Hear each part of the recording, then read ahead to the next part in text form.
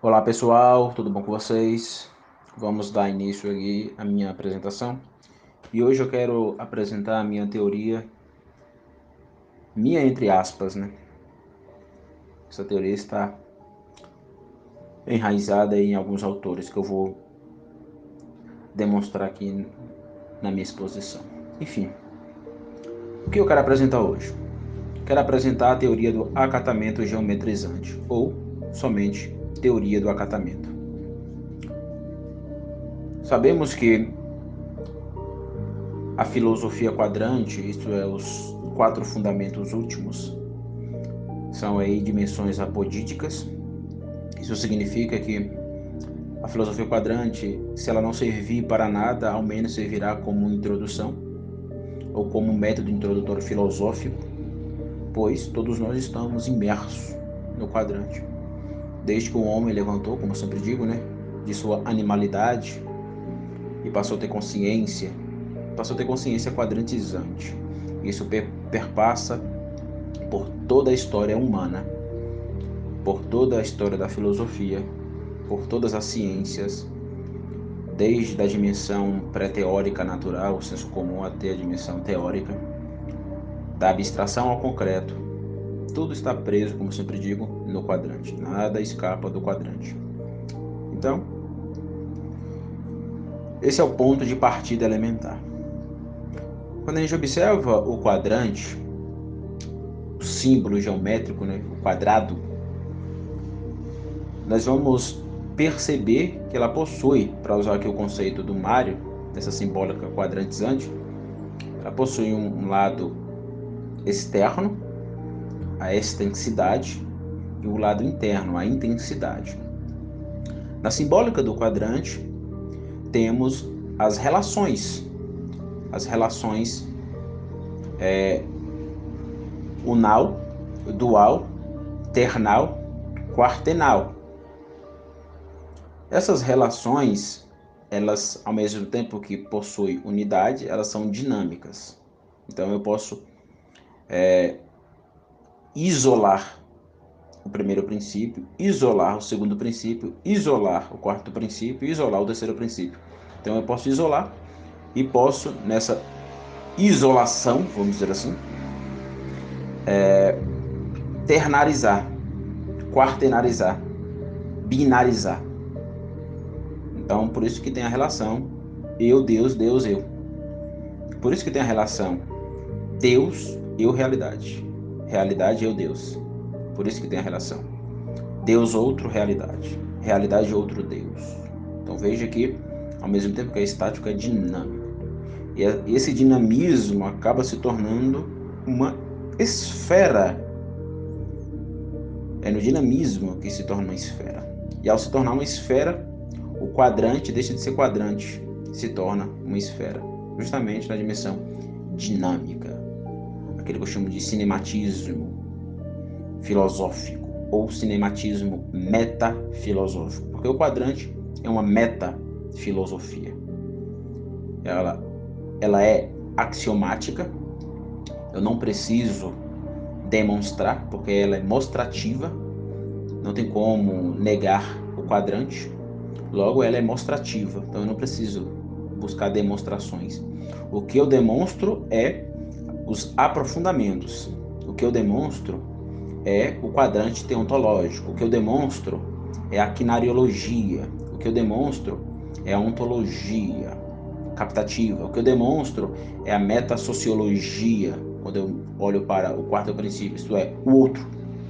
Então, o quadrante, como sempre digo, é apodítico. E dentro da simbólica, para usar os conceitos ferrerianos de extensidade e intensidade, isto é, o emergente e o predisponente e o emergente, o qualitativo e o quantitativo e o qualitativo, nós vamos encontrar a intensidade, o tender para dentro do quadrante ou do quadrado.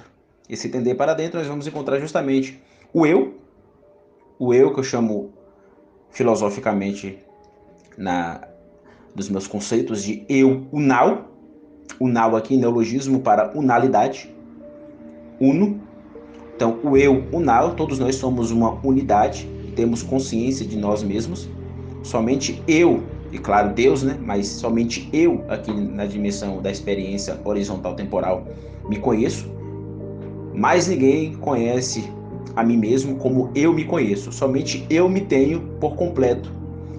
Por mais que eu tenha a minha esposa, meus filhos, somente eu me tenho por completo. Mas ninguém me conhece como eu mesmo. E o único ser que me conhece mais do que a mim mesmo é o primeiro princípio. É o Pai Criador. É um primordial. Enfim, mas na linha horizontal, a dimensão da experiência temporal horizontal, eu sou o meu maior especialista. Eu sou o meu maior conhecedor.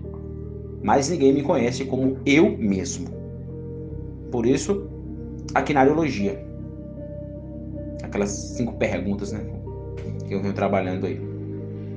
O antefato, o fato e o depois do fato. Enfim. Então, este eu, de modo interno, isto é, um tender para dentro do quadrante, aí eu uso a simbólica da seta, né?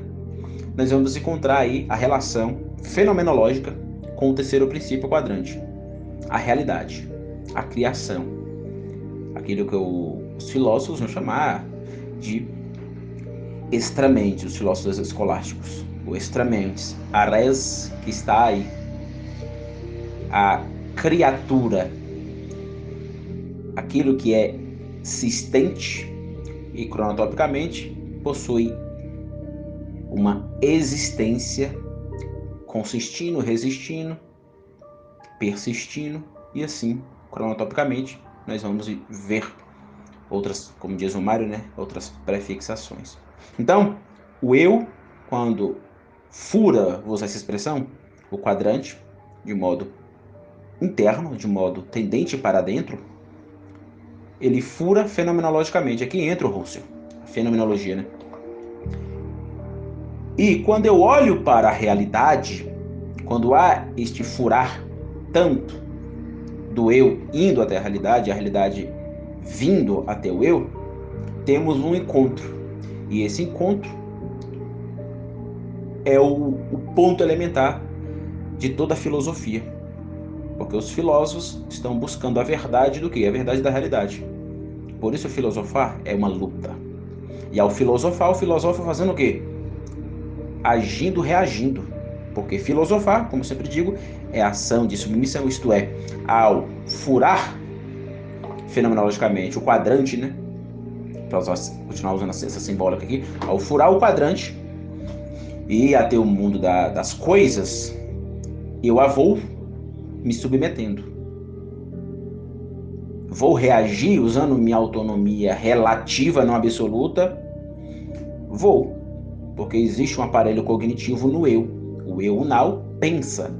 O eu now deseja naturalmente, como diz Aristóteles no livro Metafísico, livro 1, deseja naturalmente conhecer.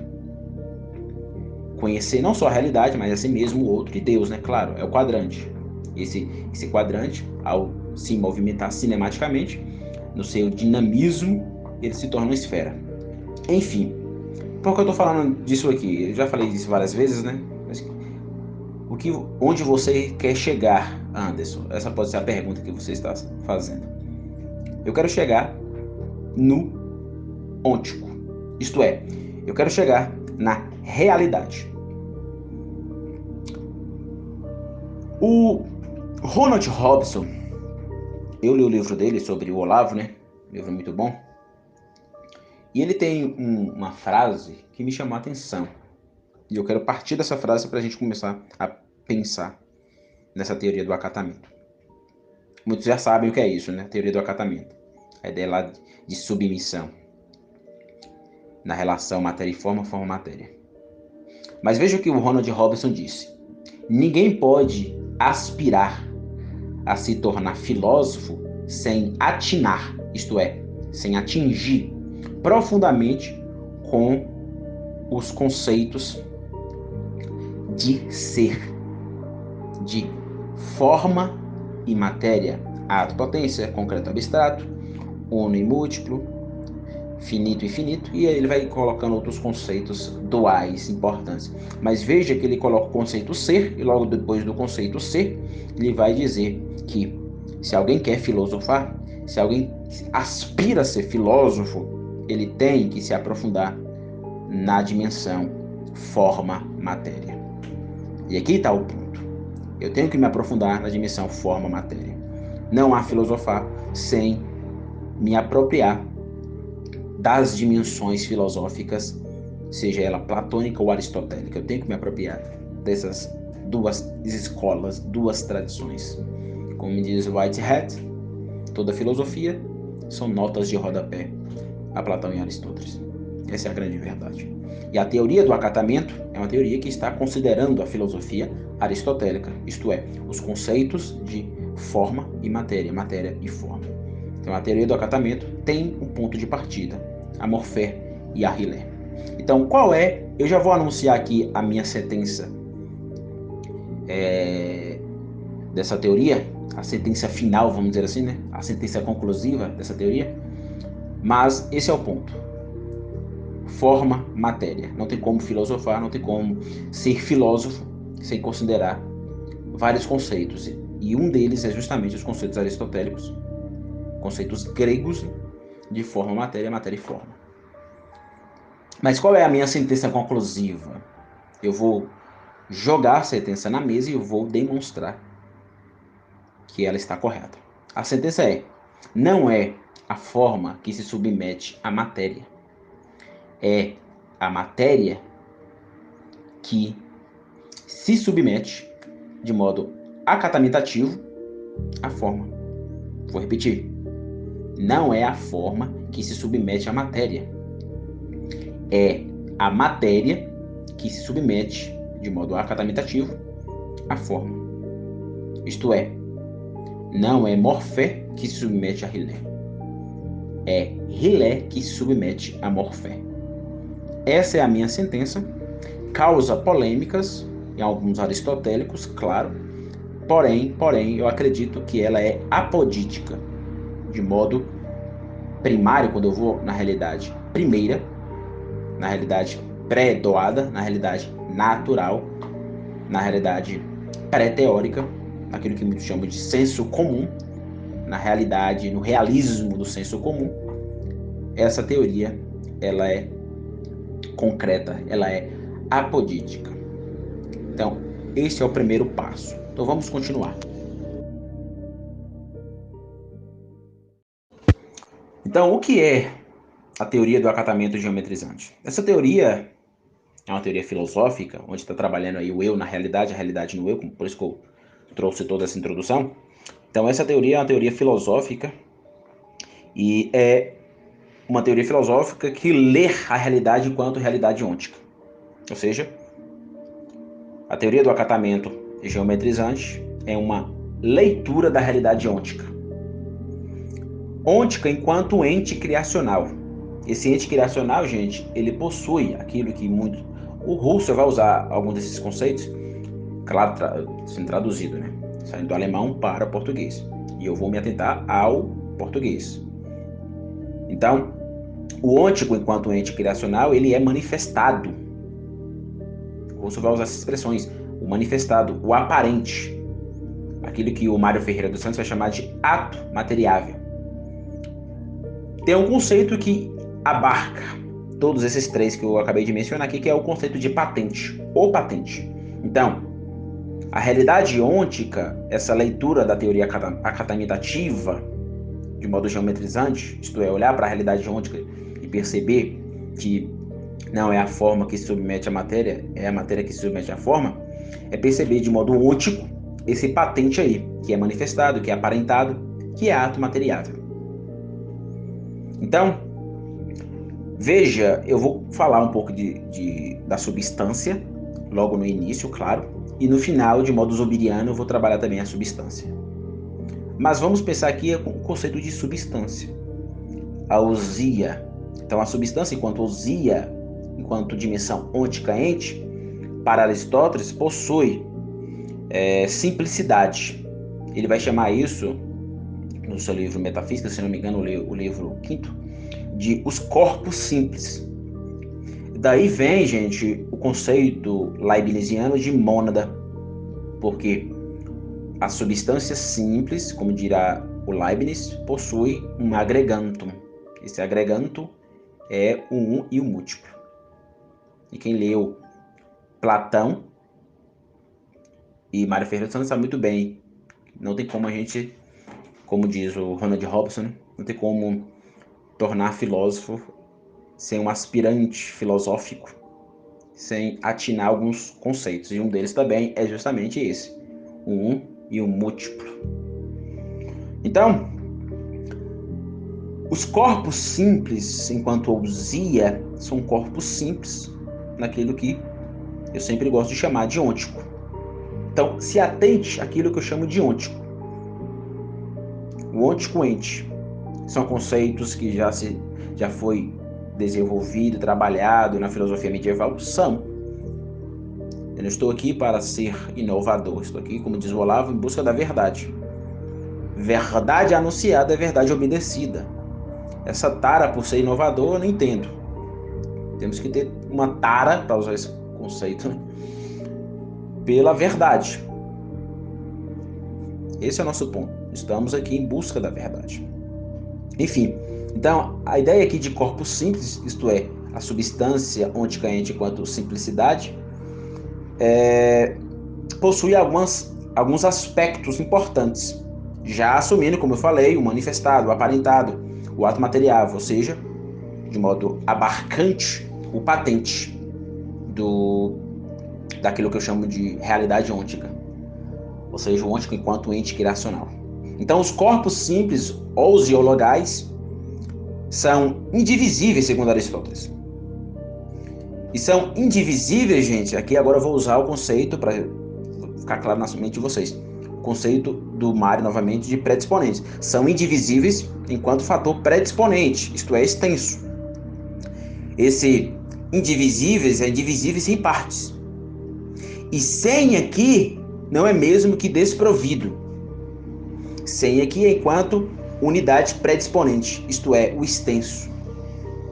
Então, quando a gente trabalha a osiologia da substância ôntica-ente, na primeira, enquanto extensidade, vemos que ela é indivisível enquanto unidade total, um todo.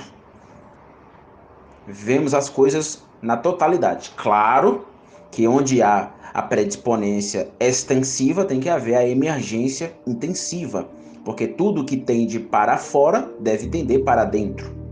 Então, consequentemente, o um, enquanto totalidade extensa, possui uma multiplicidade enquanto agreganto, como diria o Leibniz, né? Enquanto agreganto emergente, isto é, agreganto enquanto emergência intensa, é o extenso e o intenso. Então, os corpos simples, como diria Aristóteles, é aquilo que ele chama de natureza. É a natureza. E a natureza, como diz ele, quer dizer substâncias dos objetos físicos, dirá ele na metafísica. E esses objetos físicos, gente, são unidades, como diria Aristóteles, orgânicas. É a coisa na completude. É a coisa na completude. Então, como afirma Aristóteles, a substância não é predicativa. Ela é ser, vou usar agora o Martin Heidegger, ela é Dasein, ser aí, estar aí. E esse estar aí precisa de outro conceito que vem do alemão, né? So-sein, o sendo, Heráclito e Parmênides. Estamos repetindo Heráclito e Parmênides. Então, a substância não é predicativa, ela é ser aí sendo. Ela é ser aí, Parmênides, sendo, Heráclito. E ela é ser aí sendo de modo temporal. Temporal aqui, como doiverdiano, cósmico, isso é, funciona em todas as dimensões ontológicas. Eu não vou me atentar agora à ontologia, quero me atentar ao ôntico. A coisa na primeira, aquilo que está aparecendo aí, pré-teoricamente. Esse é o meu ponto aqui, nessa teoria do acatamento. Então, onde habita meu ponto acatamentativo? Habita justamente na ideia de substância composta. A substância composta é, por definição, gente, matéria e forma. Mais precisamente, forma na matéria determinada por certa forma. Esse é meu ponto. A substância possui uma composição dual, porque tudo que é unidade, como dirá Mário, a partir da sua ontologia, tudo que é unidade enquanto oposição. Não há unidade sem a oposição. E só há unidade e oposição porque existe a lei do 3, relação. E essa relação, ela é interaturante. Ela é recíproca. E ao ser recíproca, assume forma fora, isto é, lei de proporcionalidade intrínseca. Ou seja, a tese está aprovada. Mas vamos continuar a dar mais conteúdo apodítico. Vamos continuar dando fundamentação para a minha teoria. Então, não existe matéria-prima em estado puro. Logicamente, também não existe forma em estado puro. O que existe é a união, é o sínodo, como diria os filósofos aristotélicos. Existe um sínodo. Esse sínodo, eu gosto de usar uma expressão da teologia, a teologia trabalha a união hipostática de Cristo, né? Que diz que Jesus é totalmente homem, totalmente Deus, e essas duas naturezas, elas estão uma na outra, e não tem como separar uma da outra. Então existe um sínodo hipostático de matéria e forma. Não tem como, é impossível separar, por exemplo, na Trindade, o Pai do Filho e o Filho do Pai. Da mesma forma, é impossível separar matéria da forma e forma da matéria. A realidade substancial, enquanto dimensão ôntica na primeira, ela possui materialidade e formalidade. É o sínodo hipostático, como eu gosto de dizer. Então, o Avicena, trabalhando a ideia de unidade orgânica, que eu acabei de falar, né? A coisa na sua completude, a coisa simples, a substância ôntica, ente, o manifestado, o aparentado, o ato materiável, o patente, a mônada, como diria Leibniz, ele diz o seguinte, que a certeza de cada coisa é significada pela forma. Então, além de alguns filósofos que eu vou citar aqui, que embasam essa minha teoria, esse grande filósofo, Avicena, também embasa a minha teoria. Quais são, Anderson, os filósofos? Já vou deixando claro. Quais são os filósofos que estão enraizados aí nessa teoria do acatamento geometrizante? Primeiro, Duns Scott. Segundo, Mário Ferreira dos Santos. Terceiro, Edmund Husserl. Quarto, Olavo de Carvalho. Quinto, Hermann Doiver. Sexto, Xavier Zubiri. E eu poderia colocar outro aqui, Avicena. Porque a Avicena diz, eu vou repetir, olha, a certeza de cada coisa, está trabalhando a realidade concreta, a certeza, aquilo que é certo, aquilo que não te engana. Então, a certeza de cada coisa, enquanto unidade orgânica, ôntica, manifestada, aparentada, o ato materiável, é significada. E eu poderia trocar o termo aqui, significada, por acatamentada. O acatamento. Então, ela é acatamentada pela forma. Então, a certeza de cada coisa é acatamentada pela forma. Ou, como diria Avicena, significada. Mas a forma vem primeiro. A forma é o proto. A forma não é secundária. A forma é primária.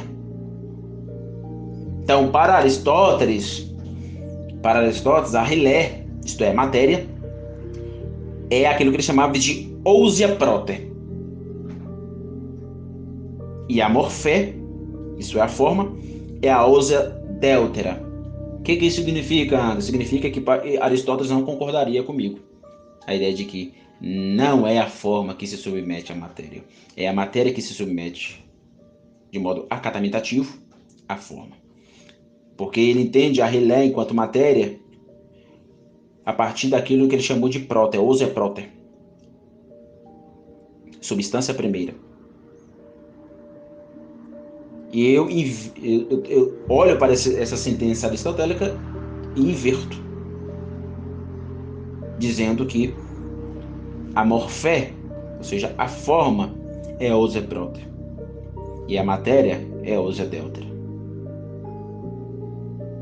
E como eu tinha dito, estou partindo da escola aqui Duns-Scottiana.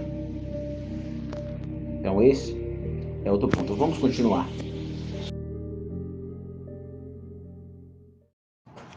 Então, como eu falei, essa minha teoria possui alguns fundamentos. E esses fundamentos estão no Duns Scott, no Mário Ferreira dos Santos, no Edmund Husserl, no Hermann Doiver e no Javier Zubiri. Então, a teoria do acatamento geometrizante trabalha justamente isso. A óssea próter, isso é, o primeiro, é a morfé. E a óssea deutera é a rilé. Então, morfé é a morfé que determina. A morfé não se submete à rilé. É a rilé que se submete de modo acatamentativo à morfé. A matéria deutera é acatamentada. Entenda o conceito aqui, acatamentada enquanto vestimenta. Ou seja, a matéria deutera é acatamentada, vestida pela forma próter. Então, isso ficou claro.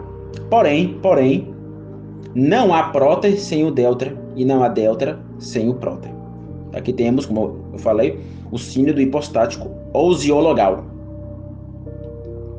Então, da mesma forma que não se separa Deus-homem e homem-deus da pessoa de Cristo, não se separa de modo extramente, na realidade ôntica, a matéria da forma a forma da matéria. Não se separa. E essa teoria do acatamento geometrizante, ela está correlacionada intrinsecamente com outras teorias aí dentro da filosofia quadrante, como, por exemplo, a teoria gnoseológica do conhecer, ter, relacionar. Veja que o conceito médio do ter, onde eu uso o neologismo terecimento, está trabalhando justamente o ôntico.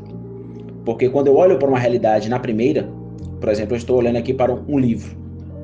Esse livro eu estou tendo agora, porque eu estou tendo uma relação. Eu gosto sempre de usar a expressão, né? Eu conheço Paris, mas não tenho Paris, nunca estive em Paris. Aí eu posso conjugar passado, presente e futuro, né? O conceito de ter, de terecimento. Da mesma forma, eu posso conjugar passado, presente e futuro, e posso conjugar passado, presente e futuro, o conceito também de relacionamento. Enfim, eu não conheço Paris, isto é, eu não tenho Paris, eu conheço Paris, melhor dizendo, né? Eu conheço Paris porque Paris, ao trabalhar o conceito de conhecer, estou trabalhando de modo, vamos dizer, conscienciológico, é na consciência, é no eu imagético, fantasmagórico. Porém, eu conheço Vitória da Conquista e não só conheço, eu tenho. Então, nem tudo que eu conheço tenho me relacionando. Mas tudo que eu tenho, tudo que eu tereciono de modo ôntico na primeira, relacional, eu conheço. Ficou claro? Mas o que isso tem a ver com a teoria do acatamento? Porque aquilo que eu tereciono, gente, eu tereciono onticamente. Então, quando eu visualizo, quando eu vejo, e só você ler o livro Metafísica de Aristóteles, quando eu vejo a realidade na minha frente, eu estou terecionando, eu estou tendo a realidade, e ao ter, a tenho me relacionando com ela. É a tríade gnoseológica do conhecer, do ter, relacionar. Seja a epistemologia no campo das ciências, da filosofia, ou aquilo que muitos chamam de, que eu chamo, né, de agnoiologia, ou a doxa, né? Ambas, e aqui um conceito que abarca ambas é o conceito de gnoseologia, mas ambas trabalham o conhecer, o ter e relacionar. Então, quando eu percebo a forma geometrizante na estrutura ôntica, eu percebo de modo terecional. Então não tem como olhar para a teoria do acatamento geometrizante sem a teoria da tríade gnoseológica do conhecer, do ter e do relacionar. Além disso, tem a teoria doiverdiana, porque eu tirei essa teoria do Doiver, peguei lá a teoria dos aspectos modais do Doiver, E de modo, vamos dizer, totalizante, eu trabalhei a ideia onticamente de que existe uma tripartição do ser. O ser ente, o ser intermediário e o ser sujeito. Tudo na realidade horizontal temporal se resume a isso. Tudo. Anderson, eu estou olhando para um objeto agora. Eu tenho certeza que esse objeto, ou essa coisa, ou esse ente, é um ente, um ser ente inanimado, ou um ser ente intermediário, ou um ser sujeito. Não pode escapar disso. Por que não pode escapar disso? Ah, se você está esgotando a realidade. Não, não estou esgotando a realidade. Eu estou percebendo o limite. Percebendo um limite, porque a realidade, enquanto existência aí, ela é limitada. Esses são conceitos pan. São conceitos pan. São conceitos de totalidade, são conceitos universais. Não tem nada a ver com esgotar a realidade, porque somente um primordial esgota a realidade. Quando eu digo que tudo se resume a isso, eu estou trabalhando justamente a teoria do acatamento. Eu estou embasado na teoria do acatamento. Isto é, estou embasado na dimensão formalística da realidade que existe aí. Então, a tripartição do ser e a tríade gnoseológica está casada, está imbuída com a teoria do acatamento geometrizante. Não tem como separar elas. Então, a tripartição do ser, repetindo, né, para ficar claro, possui 3 dimensões. É uma tríade serente. Esse serente subdivide-se em serente fisicalista, biologista e modelado. Vou usar os exemplos que eu sempre uso. Uma pedra natural é um serente inanimado fisicalista. Só que há uma dimensão de ser mais sublime. Por exemplo, um serente biologista, como uma árvore. Se você pegar uma pedra e uma árvore, você vai perceber que existe um conteúdo de ser mais sublime. A árvore é mais sublime que uma pedra. Da mesma forma, se eu olhar para um artefato cultural, eu posso perceber que esse artefato cultural, isto é, um ser ente modelado pelo ser humano, criado pelo ser humano, pode ser mais sublime que esse ser ente fisicalista ou biologista. E estamos rodeados de seres entes modelados. Rodeados. Tudo que patenteia-se aí na sua frente, por exemplo, vou usar aqui o exemplo. Eu estou aqui com vários livros na minha frente, uma garrafa de café, uma xícara, um carregador de celular, um crachá, um livro, um isqueiro, lápis, papel, uma mesa, existe um chão, uma cerâmica, uma porta, uma chave, um fio, uma janela, estou observando lá fora, possui um portão, tem uma grade, essa grade possui uma estrutura, onde essa estrutura eu posso subir nela, eu posso observar também. E aí eu vou enumerando vários artefatos culturais. Se o Olavo falou sobre isso, vou chegar no Olavo, não se preocupe, porque o Olavo é imprescindível para a teoria do acatamento. Então, os artefatos culturais estão aí. É o que mais existe, é o que mais tem. É o que mais tem. E por que existem artefatos culturais inanimados? Porque, primeiro, o homem foi criado para exercer poder sobre a realidade criacional. É por isso que eu acredito que existe um aspecto na realidade, e aqui para quem conhece o Doide sabe muito bem o que eu estou dizendo, um aspecto cultural que é o aspecto crático, e o seu núcleo de sentido, que é o núcleo de sentido do exercício de poder consciencial organizante. Consciencial organizante enquanto ordem, porque existe a desordem. Só você olhar, por exemplo, a desordem com Alexandre de Moraes. Depois eu vou trabalhar essa teoria aí, essa ampliação que eu fiz do Doyle, com a ajuda de alguns amigos, claro, não pensei sozinho, mas eu vou trabalhar isso pensando a política brasileira, trazendo aí algumas contribuições quadrantizantes sobre esse ponto elementar que eu chamo de ordem e desordem. Enfim, voltando aqui, existem os seres intermediários. Por que intermediários? Porque não é nenhum inanimado, como por exemplo uma árvore, uma pedra, uma rocha, um carro. E também não é nem ser sujeito, coroa da criação, o homem que exerce o poder, como eu acabei de falar, né?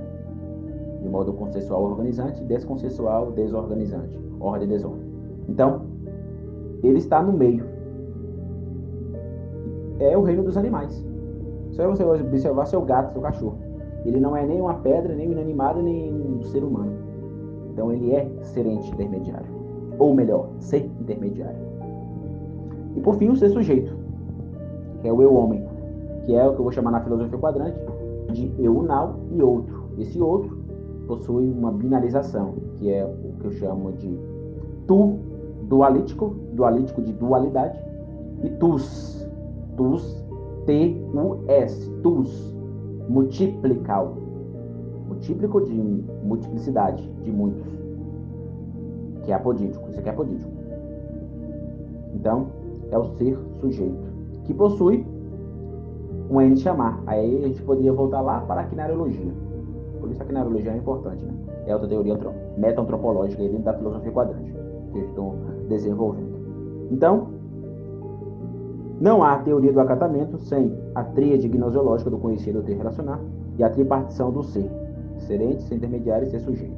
Então esse é outro ponto importantíssimo. Então vamos continuar.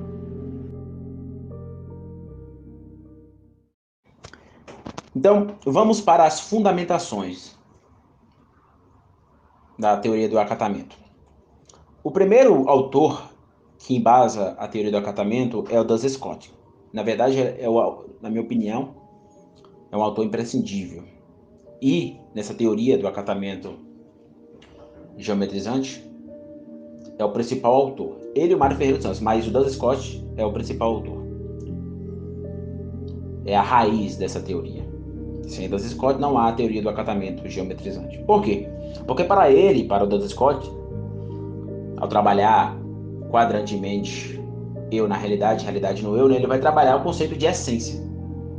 Esse conceito de essência, para o Duns Scott, ele é dual. Dual no que sentido, Anderson? No sentido de universal e individual. Então a essência é dual enquanto universalidade e individualidade. Então existe aí aquilo que ele chamava de uma indiferenciação. Então o real ôntico, como eu falei desde o início, não é puramente, segundo o Duns Scott, universalidade. Mas há, segundo ele, fragmentação diferencial de indivíduos, isso é, de individuação. Veja, Anderson, isso é problemático porque vai dar embasamento para os nominalistas. Não. Eu não estou negando o universal ontológico. Não estou negando. E não estou dizendo que eles são apenas nomes, palavras, signos com seu significado sem referente, não. Existem universais e eles estão nos referentes, enquanto leis ontológicas. Então, o real ôntico não é puramente universalidade, porque há, enquanto dimensão ôntica, diferenciação fragmentária de indivíduos ou de individuação. Então, gente, o ôntico possui, segundo o Duns Scott, possui o que lhe é único, possui o distinto, possui forma que lhe é ser enquanto ser ele mesmo. Ele vai usar um conceito no latim, né? Partarei, que seria parte da coisa. Então, o ôntico possui forma que lhe é partarei, parte da coisa. Essa partarei, isto é, essa parte da coisa é esseidade.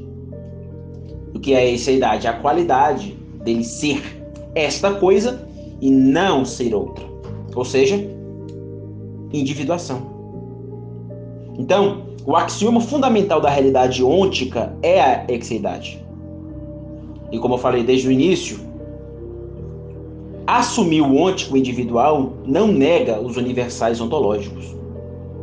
O erro lá dos nominalistas, né, foi que os universais ontológicos são meros nomes, daí vem o termo nominalismo, meras palavras. Não. signo, significado e referente.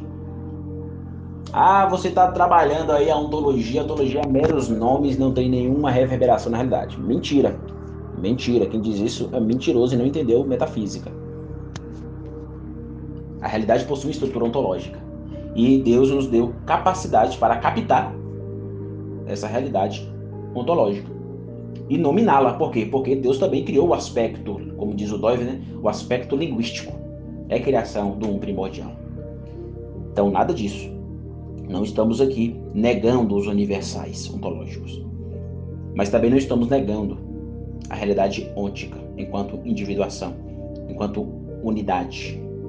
Então, Duns Scott está corretíssimo. A essência é dual. Ela possui essa dualidade universal, individual, individual, universal.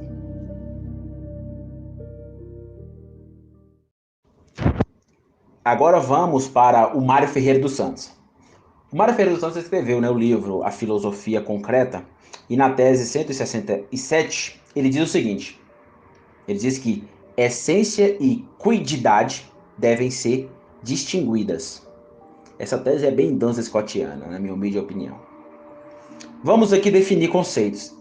O que é essência aqui metafisicamente? A essência enquanto estrutura ontológica. E quididade. Quididade enquanto ser ôntico, particular, distinto. Quididade para o Mário é forma.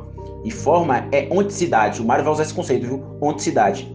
Então, o Mário disse que a essência de uma singularidade distingue-se do seu quid, ou seja, daquilo que é. Quid es. E aquilo que é, enquanto quididade, é forma. É lei, como ele mesmo falou, é lei de proporcionalidade intrínseca. Então, o ôntico, enquanto criaturidade, o criatural, né? É isto ou aquilo, pela sua lei de proporcionalidade intrínseca. Lembra da lei dos 5? Toda unidade que possui uma oposição enquanto relação recíproca, ela é de modo quinariológico, né? Um termo que eu uso na antropologia da filosofia quadrante. Ela é quinariológico, forma. Forma é forma fora. Aí vem o conceito de existência. Porque é tudo aquilo que é pré-determinado aí é pré-determinado enquanto forma fora. Existência. É a assistência que possui o seu prefixo. Ex. Então, quando eu olho para a realidade aí, eu percebo a sua forma fora, isto é, eu percebo a sua quididade, a sua particularidade distinta. É a forma, é a onticidade.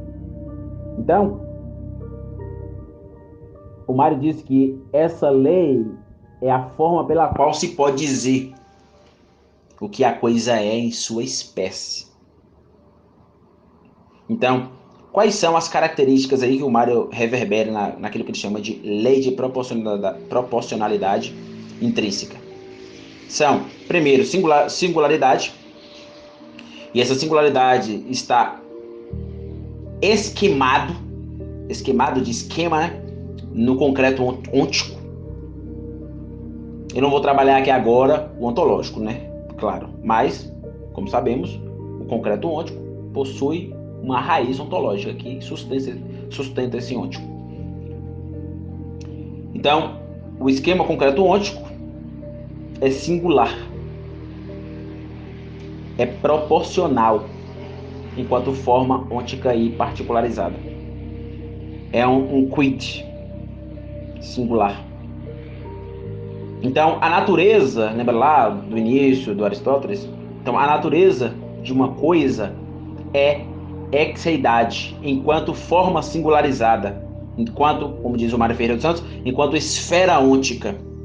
Aí ele vai chamar isso de estruturas geométricas, coisas sensíveis. Quem lê o livro Pitágoras e o tema do número sabe muito bem o que eu estou dizendo. A tríade inferior e a tríade superior.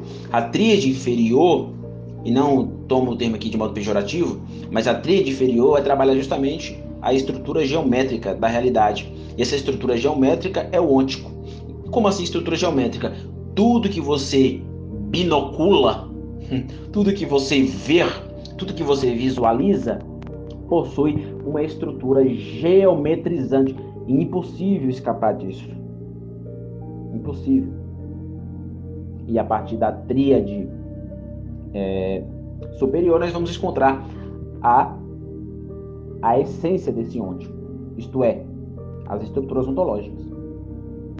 Então, na tese, no livro Filosofia Concreta, na tese 171, Mário diz: todo ser é unidade e toda unidade revela ser. Então, o Mário Ferreira dos Santos, a partir daquilo que ele chamava de enologia, o radical aqui, enquanto prefixo, né? Eno, vem do grego renos, que significa um, ou enos. Então, enologia, ou seja, o estudo do um. Então, a partir da enologia, o Mário Ferreira dos Santos concorda com o meu postulado sequencial. Que postulado?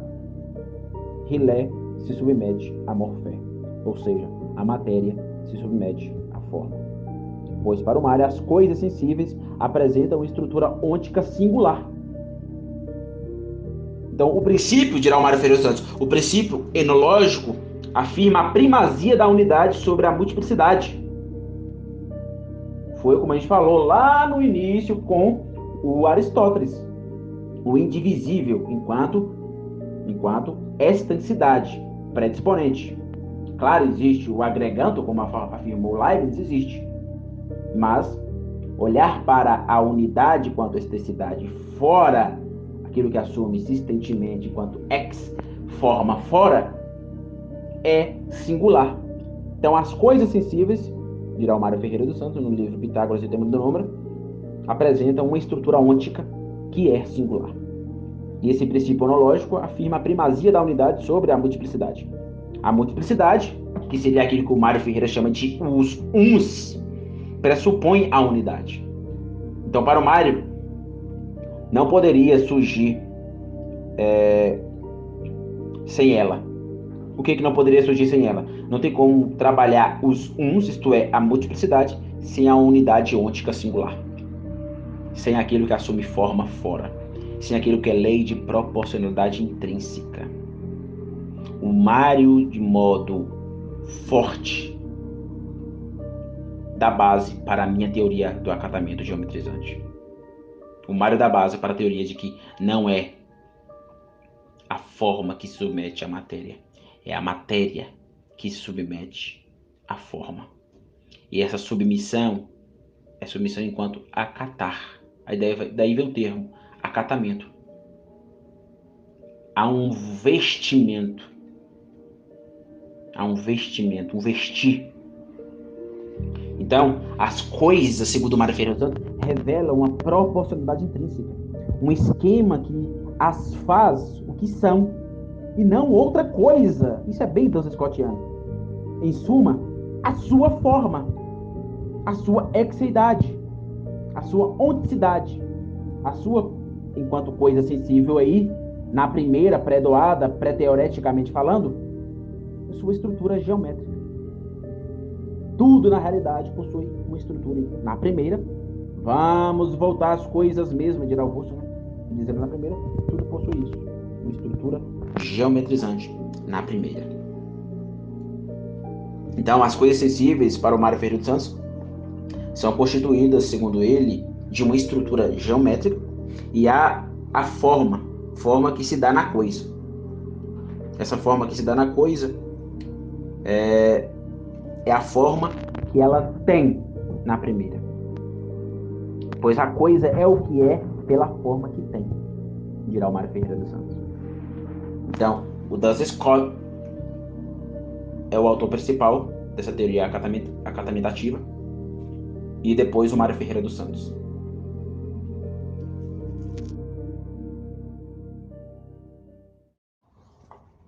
Agora vamos para o Olavo de Carvalho. Eu tenho uma ideia sobre Olavo de Carvalho, enquanto filósofo. Na verdade, é uma suspeita. Uma suspeita que eu acho que tem potencial de estar totalmente correta. Porque para mim, o Olavo de Carvalho foi e é, né, claro, não deixou de ser. Como o próprio diz, tudo que aconteceu aqui não desacontece. Então ele continua sendo aqui, está vivo em mim. Assim como Aristóteles está vivo em mim. Assim como Mário Ferreira dos Santos está vivo em mim. Então, Olavo de Carvalho é o filósofo ôntico registramental. Esse é um ponto muito importante. Por que eu uso o conceito aqui registramental e filósofo ôntico? Vou explicar. E vou explicar a partir do Ronald Robson. No capítulo, se eu não me engano, capítulo 15, no livro Conhecimento por Presença, do Ronald Robson, há um capítulo que tem por título O Encontro com a Presença. Veja o que Ronald Robson disse. Cada coisa pode, assim, ora se apresentar mais como algo que é, ora mais como algo que se conhece. Seja como for, permanece o fato de que tudo é registro. Esse ponto aqui está reverberando o Olavo. Por quê? Porque para o Olavo, o corpo é registro, o livro é registro. E a sentença principal, ele diz isso. Eu estou citando literalmente ele aqui. Os entes, todos os entes, à minha volta são registros. O Olavo diz isso. Todos os entes. Entes aqui enquanto ôntico.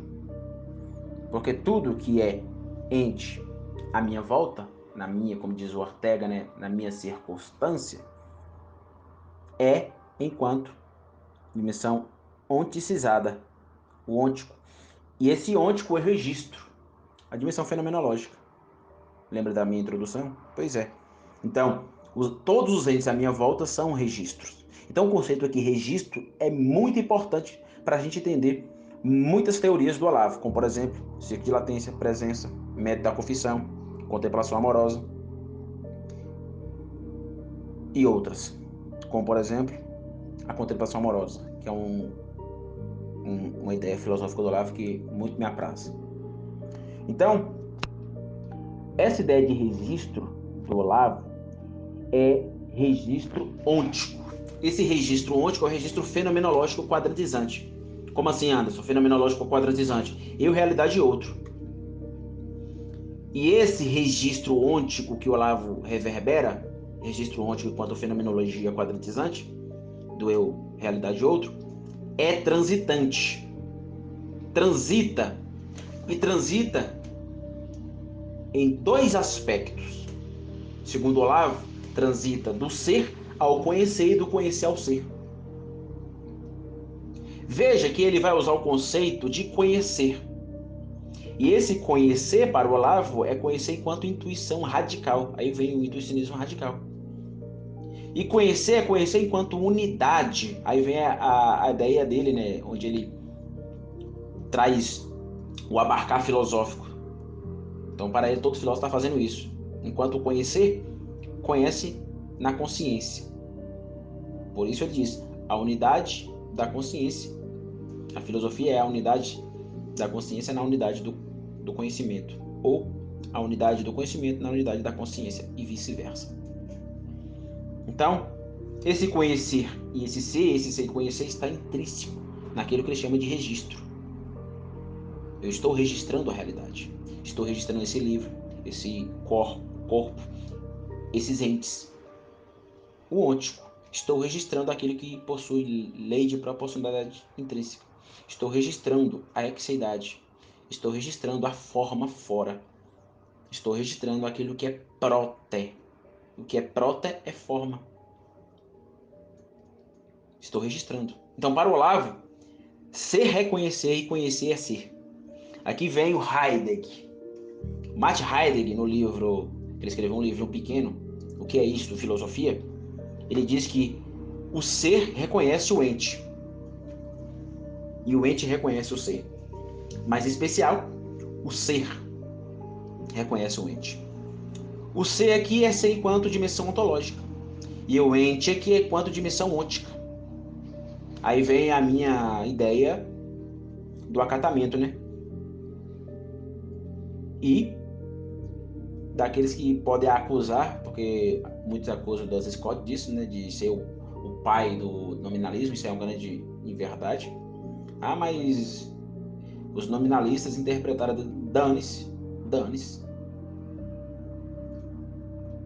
Então, para Heidegger, a solução para o ente, enquanto dimensão ôntica, é o ser ontológico. Então, o ente, enquanto dimensão ôntica formalística, necessita, para haver a solução na sua totalidade, de leis que estrutura, leis essenciais, leis eidéticas, que é o ser ontológico. Então Heidegger está correto. Eu vejo muita gente falando merda sobre o Heidegger.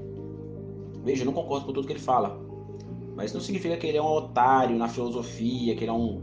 Muita gente, ainda mais essa galera conservadora aí, ele entende bosta nenhuma de filosofia, trata o Matt Heidegger como se fosse um besta, como se fosse um otário. Não é, não cai nessa parrela. Lê o cara, vale. Tu leu Ser e Tempo? O Ser e o Tempo? O que é isto, filosofia? Um livro dele sobre a identidade, muito bom. Lê o cara. Não tire conclusões sem a leitura. Então, o Martin Heidegger, ele diz que a filosofia procura o que é ente enquanto é. Quid ôntico. A filosofia procura o ôntico. Como assim? A filosofia procura o terceiro princípio quadrante, enquanto formalística. A filosofia procura a realidade concreta aí. A filosofia procura isso. E ao procurar, ela procura no caminho do ser. Então, além da filosofia procurar o que é e o que é ente, ela procura, ela está a caminho do ser do ente. Ou seja, ao procurar o ontológico, eu necessito do ôntico. Ao procurar o ôntico, eu necessito do ontológico. Não tem como escapar. O ôntico e o ontológico estão unidos com matéria e forma.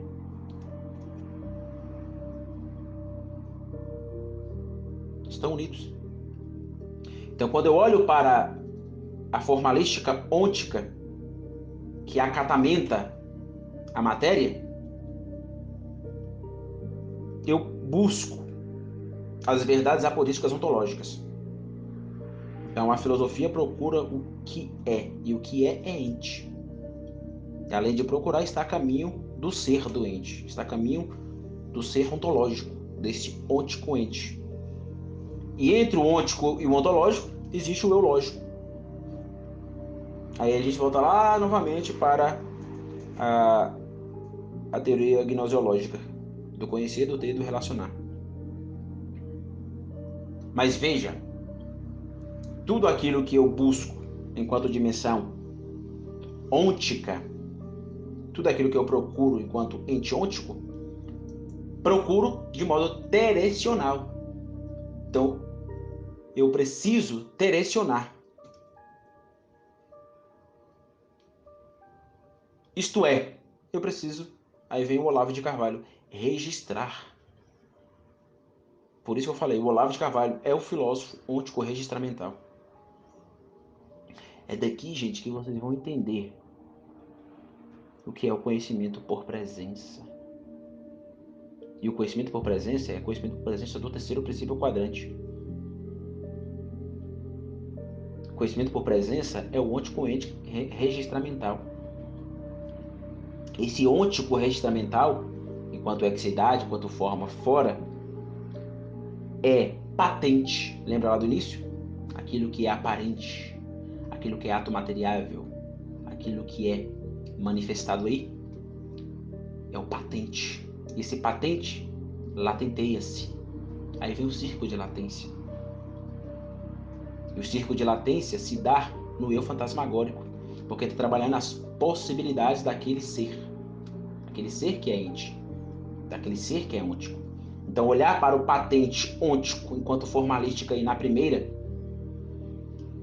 é olhar para aquilo que possui, onticamente, um círculo de latência. Então, esse ôntico ente registramental patente, latenteante, é o quê? É presença.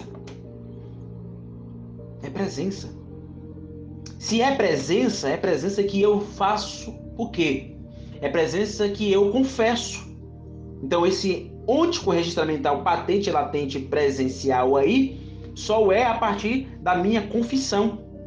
E ao confessar o ôntico registramental patente, latente, presente aí enquanto eu que confessa enquanto contemplação amorosa. E o que é a contemplação amorosa? É o eu da passiva, é o eu unal da passiva, o eu unal lógico, que direciona a realidade de modo ôntico, buscando as estruturas ontológicas,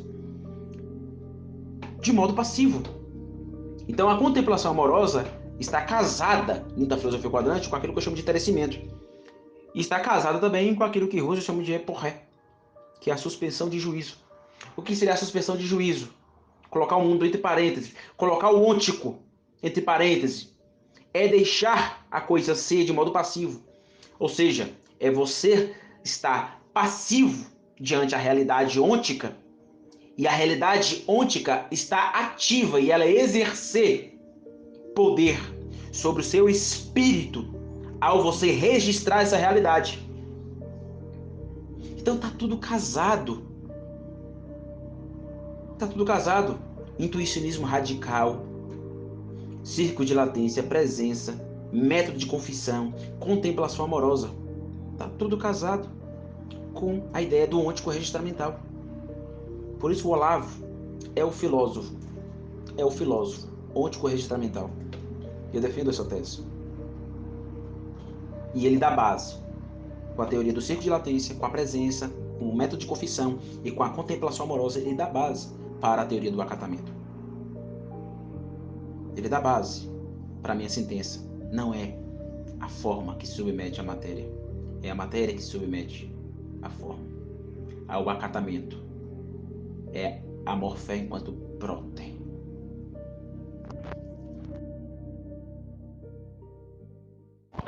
Então, o Olavo ele é bem russeliano. E o Russo diz: o mundo é, para nós, constantemente pré-doado. Aquilo que o Hermann Doi vai chamar de pré-teórico, que possui uma unificação total aqui e agora. Eu vou falar do Doi daqui a pouco. Então, o pré-doado é o que está disponível aí. E para o Russell, gente, o que está disponível aí está disponível de modo inquestionável. Não tem como questionar a formalística, a lei de proporcionalidade intrínseca. Não tem como questionar a forma que veste de modo acatamentativo a matéria, a morfé que veste a rilé. É inquestionável. A estrutura ôntica enquanto lei de proporcionalidade intrínseca é inquestionável. É aquilo que o Russo vai chamar, é o universo autoevidente das realidades que aí existem.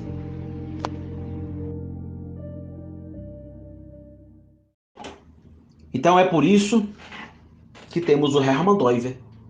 E o Doi, seguindo essa tradição, veja, eu discordo das críticas que ele faz a muitos filósofos medievais. E muito provavelmente ele não levou em consideração que ele estava citando coisas que os medievais já falaram. Aquilo que ele chama de estrutura de dualidade já está aqui, veja. Eu trabalhei aqui o Mário Ferreira dos Santos, o Duns Scott, o Avicena. Já está nesses caras. E o que é estrutura de dualidade para o Hermann Doi? É a coisidade ou coisidade da coisa.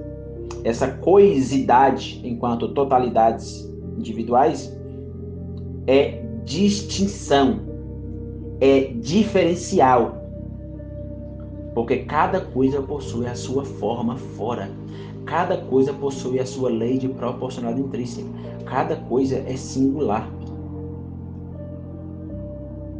Vamos trazer agora a filosofia, isso tudo que eu estou dizendo aqui para o chão, o palco da vida ordinária. existe uma, enquanto unidade ôntica, diferenciação coisal. Por exemplo, uma pedra natural e um tijolo, uma pepita de ouro e um anel de casamento, uma árvore e uma caixa de madeira feita a partir dela. O Dória vai dizer que toda estrutura de individualidade ela pode ser tanto natural quanto cultural. A pedra natural pode se transformar por meio daquilo que eu chamo, lembra lá da tripartição do ser, serente, fisicalista, biologista e modelado? Então eu posso pegar a pedra natural, que é um serente fisicalista, e modelar essa pedra, essa rocha, e transformá-la num tijolo e virar um artefato cultural. Tudo que passa pelas mãos dos homens vira artefato cultural. Então, o tijolo é um artefato cultural, porque foi modelado pelo homem. A pepita de ouro é um artefato, é uma dimensão culturalística? Não. A pepita de ouro é natural. E ao passar pelas mãos dos homens, esses homens exercendo o poder, ela pode se tornar, por exemplo, um anel de casamento. Virar um artefato cultural. Mas, seja a pedra natural, seja o tesouro, seja a pepita de ouro, seja o anel de casamento, seja a árvore, seja a caixa de madeira feita a partir dessa árvore, tudo isso aqui possui estrutura geometrizante. Tudo isso aqui deve ser vista pelo próter da forma. A forma que vem primeiro. A forma é sempre que vem primeiro. A forma deve sempre vir primeiro. E essa coisidade total da coisa, segundo Doive, é transitória. Se é transitória, é limitacional. Então a realidade é limite. Aquilo que Platão dizia, o mundo das sombras, as coisas sensíveis, enquanto dimensão ôntica, é limite. Por isso que ela é imperfeita. Ela não é imperfeita porque o pecado infectou a realidade. Não. Ela é imperfeita porque ela é limitada. Porque o ilimitado é só o ser supremo, o ato puro, o absoluto, o um primordial. Então, para o Dóive, no horizonte da experiência ôntica, há uma dimensão plástica. Ele vai usar essa expressão, dimensão plástica. O que é dimensão plástica? É toda assistência concreta que possui uma estrutura moldável. Então, isso indica, segundo o Dóive, que nunca deveríamos confundir uma coisa com a outra. Por isso que você não confunde. É justamente por causa da teoria do acatamento geometrizante que você não confunde um carro com uma mesa, uma caneta com uma xícara, uma televisão com um sofá. Porque tudo possui uma estrutura plástica de distinção, exeidade, como diria Duns Scott. Isso é muito importante. Essa teoria do acatamento é muito importante para, por exemplo, ler as teorias do Olavo, do círculo de latência, conhecimento por presença, a presença, o método de confissão, contemplação amorosa. Muito importante essa teoria. E como diz o Ronald Robinson, ninguém pode aspirar a se tornar filósofo sem atingir profundamente esses conceitos, como por exemplo o conceito de matéria e forma. Não pode. Não pode. E agora chegamos no ponto do Zubiri. O Zubiri também é um autor que fundamenta a teoria do acatamento geometrizante. Lembra que eu falei logo no início, eu falei que eu comecei falando sobre a substância em Aristóteles e termino falando sobre a substância. Só que a partir de uma visão quadrantizante, isto é, a partir do Mário Ferreira dos Santos, do Hermann Doiver, do Duns Scott, do Régio Oliveira, do Russell, a partir desses caras. Como diz o Whitehead, são notas de rodapé, não tem como. Verdade captada de modo apodítico é verdade que deve ser obedecida. Então Aristóteles captou a verdade. Captou a verdade. Nós estamos aqui para ser inovadores. Não, estamos aqui para buscar a verdade. Então, repetindo, substância. O que é a substância? Substância, do grego ousia, ou ousia, é aquilo que é. E aquilo que é aquilo que existe aí fora, enquanto forma, que acatamenta a matéria. Então, eu tenho uma teoria ontológica, que eu não vou expor aqui agora, porque é apenas especulação, eu vou tentar dar um conteúdo apodítico para essa teoria, que é a teoria da decacromática ou policromia, onde eu pego a teoria do círculo de latência e tento trazer um conteúdo ontológico para essa teoria, né? Então,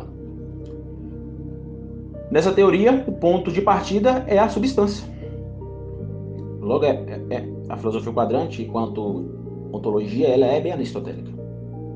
Porque a substância, ela possui um círculo de latência, né? Esse círculo de latência é agnologal ontical. É ôntico. É ôntico e é ente. É ente e é ôntico. Reverbera novamente o nosso grande filósofo moderno, que eu não concordo com tudo, claro, mas é grande filósofo, Martin Heidegger. E novamente o Heidegger trabalha justamente o ser e o ente e o ser. O ser, enquanto dimensão eidética ontológica, e o ôntico, enquanto dimensão primarística. O que existe aí, o que é coisa, o que é objeto. É aquilo que é. O próprio Martin Heidegger ele diz: a filosofia é uma espécie de competência capaz de prescrutar o ente. Esse prescrutar o ente, gente, é justamente aquilo que eu estou trabalhando aqui. É o acatamento. Quando eu me aprofundo no ente, que se apresenta aí enquanto sua latência, sua presença, enquanto eu confesso, enquanto eu contemplo amorosamente e deixo a coisa ser, é justamente eu buscando o acatamento da realidade. Eu buscando a forma da realidade. Como diz novamente, citando o Avicena, né? É a quididade. É aquilo que diz respeito à natureza do real. Então, o Zubiri, lidando com a natureza do real, ele tem alguns insights importantíssimos. Então, para ele, o objeto formal, como sendo realidade, é objeto formal enquanto realidade. Então, essa realidade se atualiza sencientemente na inteligência. Na inteligência é o quê? Gnose dialogal, conhecer, ter, relacionar, lembra? Então, entre o ôntico ente agnoiologal e o ontológico essencial, há um interposto, há um intermedial, a inteligência captativante. Ante ex nihilo, pois nenhum filósofo pensa fora da caixa. O próprio quadrante é a caixa final. Todos pensam dentro da caixinha do quadrante. Todos. Todo filósofo. E eu desafio me provar o contrário. Impossível. É apodítico.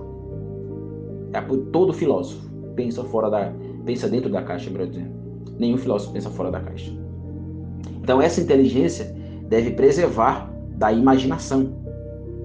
O próprio Olavo de Carvalho diz, né? Não tem como filosofar sem abrir o imaginário pela arte. Por isso a importância da literatura. Então, a percepção do imaginário trabalha, por exemplo, a questão da linguística, né? A linguagem. O Wittgenstein ele disse que os limites da minha linguagem são os limites da minha existência, do meu mundo, da minha circunstância. O filósofo Georg Gusdorff ele diz que a palavra é a senha de entrada para o mundo humano. Então, é importantíssimo. Então, existe uma concatenação senciente. Então, a realidade que se atualiza sencientemente na inteligência. É uma concatenação. Então, o pensamento do grande Zubiri é importantíssimo aqui para a filosofia quadrante, nessa teoria do acatamento. Importantíssimo. Por que era importantíssima? Porque Zubiri buscou aquilo que ele chamava de reísmo material. Esse reísmo é a realidade dando-se aí.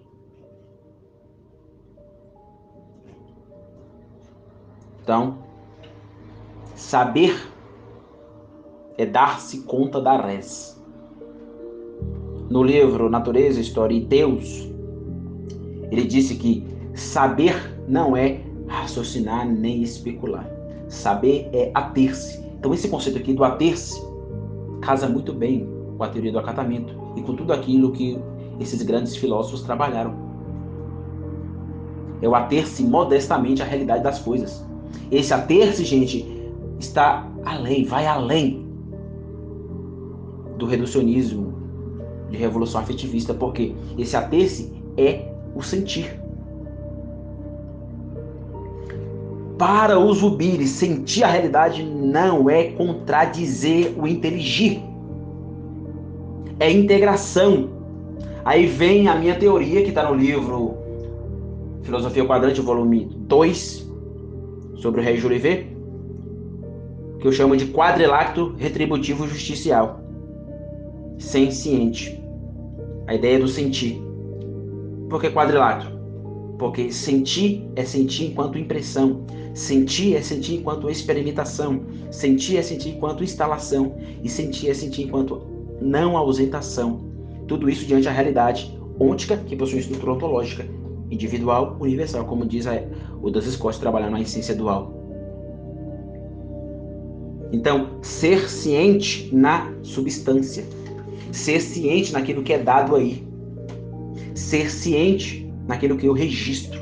Ser ciente na lei de proporcionalidade intrínseca, que é a realidade da coisa enquanto ôntica me dá. Ser ciente enquanto estrutura de individualidade. Ser ciente quanto aquilo que é, enquanto forma, que veste, que acatamenta a matéria. Então, primeiro ponto, sentir é impressão da realidade. Sentir é impressão da realidade. Sentir é impressão do ôntico. Sentir é experimentar o ôntico. Sentir é sentir se instalando no ôntico, na forma fora. Sentir é sentir na anti-ausentação. Não tem como eu me ausentar daquilo que assume forma fora, daquilo que assume lei de proporcionalidade intrínseca, daquilo que assume estrutura de individualidade, daquilo que possui presença enquanto seu círculo de latência, enquanto a sua patência, daquilo que assume contemplação, aquilo que eu contemplo amorosamente, deixo ela ser, enquanto criatura criada por Deus. Não tem como se ausentar, não tem como filosofar sem impressão, sem experimentação, sem instalação e sem buscar aquilo que está aí.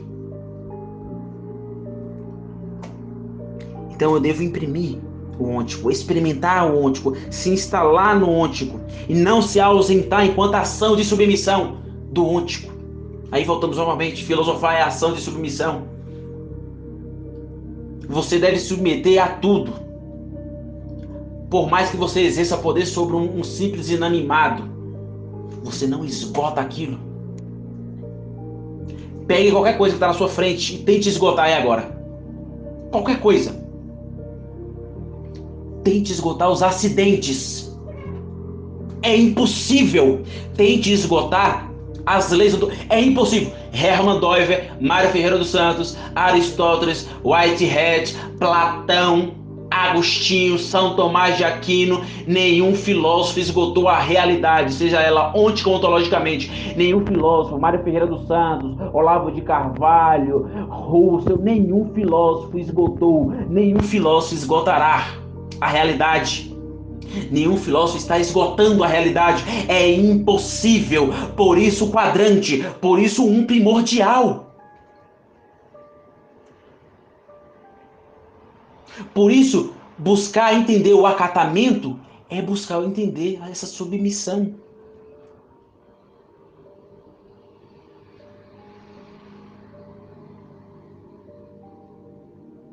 Então, para entender a impressão da realidade quanto dimensão ôntica, precisa entender a não ausentação desse ôntico na submissão. Porque experimentar é se instalar na realidade. O sentir como a realidade é o sentir na sua verdade, patente e latente. É o real ôntico aí. Esse sentir, zubirianamente falando, é a realidade primária da verdade. Zubiri, ele criticava muitas coisas dos filósofos, inclusive dos filósofos clássicos, justamente porque ele queria assumir esse ôntico Então não tem como trabalhar a teoria do acatamento sem o Zubiri. Então o Zubiri é importantíssimo. Importantíssimo. Então é isso. Acredito que eu dei o conteúdo apodítico para minha teoria do acatamento geometrizante. Não é a forma que submete a matéria. É a matéria que submete a forma. Valeu, gente. Meu muito obrigado. Tchau, tchau.